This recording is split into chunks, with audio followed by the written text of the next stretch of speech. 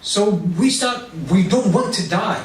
We don't want to die. We want to enjoy it. And even, by the way, when things are not, like when the going is not really good, we still have hope that things will work out, so we don't want to die. That's how humans are. So we love this life. But we are afraid of death equally. Because we love life, we're also afraid of death. We're petrified at the notion. Like if someone, I remember one day when I was 16, and my friend plays a really bad trick on me. He pranks me and he says, and we were like at that time we were sort of extra religious. And so he says to me, and there was a sheikh in our time, mashallah, really great sheikh, and he was very well respected around like the Arab world. And he had a lot of knowledge. So we were happy that we were able to study Quran with him. And my friend one day, we're going to start the vision, he says, I want to tell you something, but I don't know how to tell you that. My heart sank straight away, like the way he said that. I said, what? He said, I had a dream. And I saw you in the dream, and you were, I forgot exactly what the dream was, or I was doing something, etc. And I said, yeah. And he said, you know, and I called Sheikh. I said, yeah. And he took a pose, and like that was like forever.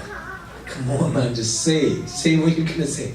So the Sheikh says, the person that you saw in the dream will die soon. And man, my heart really sank. My whole life started just going through my mind. What am I going to do? How am I going to use these like last few hours or days or whatever? I started thinking of everything, and I just thinking of death. I was scared. You know, we humans, we don't want to die. So Allah subhanahu wa ta'ala says on the Day of Judgment, when you enter paradise, you don't fear death. There's no end.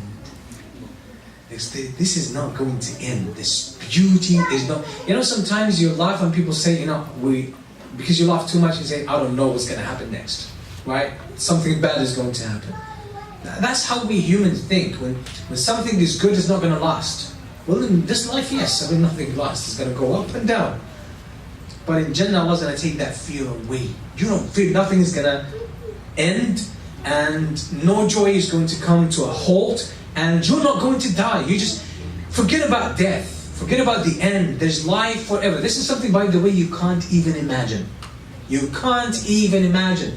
It's just like no death. The Prophet ﷺ actually, when he describes the Day of Judgment, he says, يُؤْتَى يَوْمَ الْقِيَامَةِ بِالْمَوْتِ كَكَبْشٍ أَقْرَنٍ. On the Day of Judgment, death will be personified in the shape of a ram, a horny ram. Death will be brought, it will be put in the shape of a ram. فَيُنَادَى يَا أَهْلَ الْجَنَّةِ هَلْ تَعْرِفُونَ هَذَا؟ قَالُوا نَعَمْ إِنَّهُ الْمَوْتِ. They say, yes, that's death. We've tasted it. We know what it is. By the way, that world is different, so we know realities better than we know them now here. Then ثُمَّ يُنَادَى يَا أَهْلَ النَّارِ هل تعرفون هذا الموت? Say, yes, we know this. This is death. ثم ينحر بين الجنة. Then this ram will be slaughtered. That means death will not exist after that moment, by the way. Death is a creation and it will not exist. That's the end of it. It will not happen after that. فيزداد أهل الجنة نعيما ويزداد أهل النار عذابا. So people in paradise will increase in joy because now there's no death, there's no end. You don't have to worry about dying. And people in hellfire will get more desperate. Why? Because the only hope for them is death. There's no hope because death is going to take them away from the punishment. If there's no death, you're going to stay here forever. There's no end for that. So that's what Allah... So Allah basically is saying, again, let's look at the bigger picture. Allah is saying at the beginning of Surah Al-Baqarah, O you humans, your whole existence is all about one thing. You fulfill a mission, and that's you worship Allah subhanahu wa ta'ala alone. That's it. And how this life is going to end, you either fulfill that, and you are going to end up in paradise, closer to Allah subhanahu wa ta'ala, where there's no death, you're going to be in eternal joy and blessings. Or, if you refuse, you're going to end up in the hellfire that burns stones and humans. And regardless of what arguments you have, what ideas you come up with, how intelligent you are, how rich you are, how how smart you are, how beautiful you are, how resourceful. All of this is insignificant. The bottom line is, if you refuse the truth, that's where you're going to end up. There is a fire. You know, you say it's justice, it's injustice, whatever you want to say, that's what's going to happen. Deal with it as a fact of life. And this is how people will end up, either in paradise or the hellfire. That's really, that's the summary of the story of existence. In brief, that's really what it is. Then Allah subhanahu wa ta'ala is going to shift the discourse in this surah to another element. And He's going to talk about, again, parables. Remember, mithal, or method. Parables. Allah will give analogies.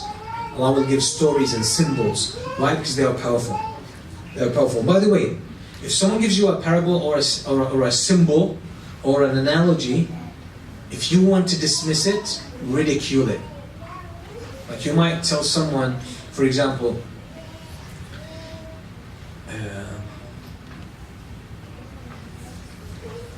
we can tell them, for example, life is like a tree.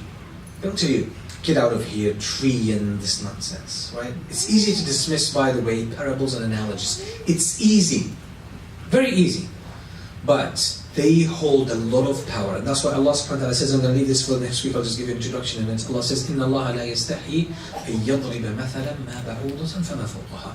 Allah subhanahu wa ta'ala, let me read the translation. I really want to see how He translated this.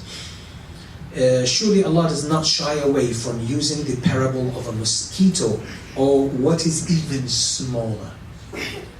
You know why? What is this surah called? Al-Baqarah, the cow. So it says like, cow, surah, divine. What is this? Why do you call a surah even Baqarah? Right? Allah is already answering this question. He says Allah does not shy away from using a parable or analogy even if it's a mosquito. Insignificant thing. It's not about the mosquito, because with these analogies, the parable is not the point, it's the lesson. So if your attention goes to the parable itself without seeing the lesson, you already missed the point. And that's the blindness. And that's why the Quran, if you read it, as we said previously, if you read it with the right intention, you're looking for the truth, you will find it. But if you read the Quran and you're not looking for the right thing, you're just looking for flaws, you're gonna land on a mosquito. That's what you will see in this verse. Mosquito, when you look at the Quran, oh, Baqarah, like cow, what is this, right? But if you approach the Quran with the right thing, you're going to penetrate and go through that apparatus, go into something deeper, which is the lesson that is profound.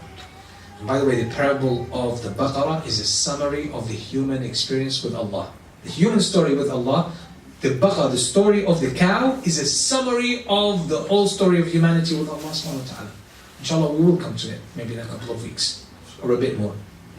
So we'll stop here at the beginning of verse 25, and we see you next week. I think most likely I will be here next week for Friday khutbah, right? For Friday khutbah, and we will have some sort of a halaqa on Friday as well, evening. And we'll have Saturday as usual. A question, have you guys has anyone been reading in Surah Al-Baqarah trying to see, or any other surah trying to see, follow this approach that we're doing now in this class? Try that out. Give it a try. Give it a try, it's worth it. Just take one verse, 2 verses from the Quran and think deeper about them. Really, this is how you can build a personal relationship with the Quran. I'll give you time for questions. Any questions? SubhanAllah, today I didn't feel that it was already an hour or a bit more. It's been an hour and 10 minutes. Okay, I didn't feel that. Any questions? Yes, our young sister there. Go ahead.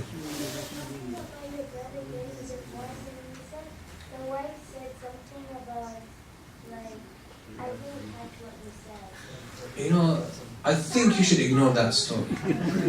I really think you should ignore it, right? Just ignore it. Okay? Leave it. Yeah. Any questions?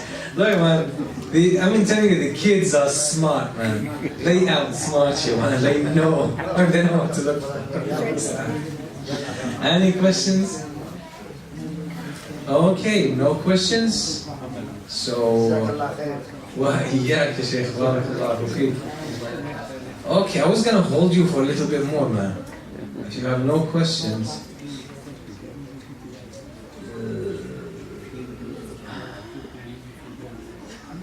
Okay, I'll just let you go, guys. I'll let you go. So I say, Alhamdulillah Rabbil Alameen, Allahumma salli wa sallim wa barik ala abdika rasulika Muhammad wa ala alihi wa sahbihi ajma'in. Jazakumullah khairan. And see you next week, inshallah.